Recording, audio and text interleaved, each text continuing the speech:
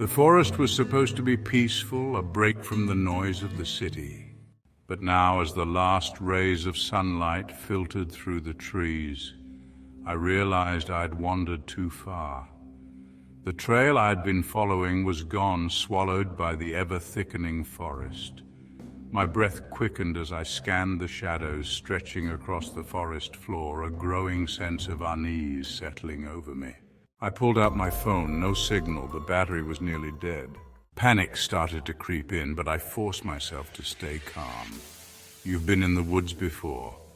Just retrace your steps.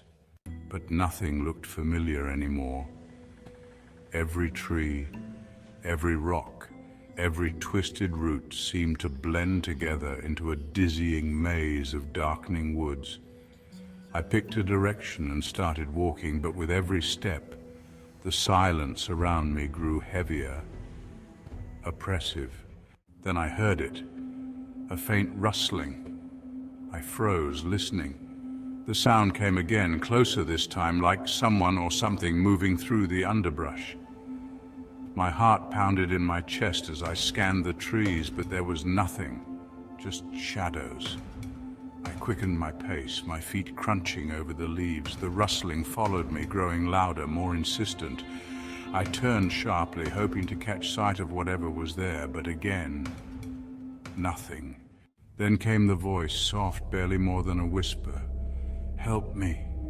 I whipped around, my breath catching in my throat.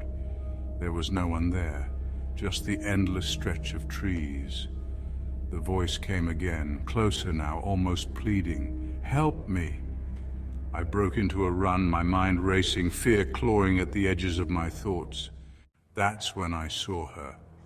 A pale figure standing among the trees, her face hidden in shadow.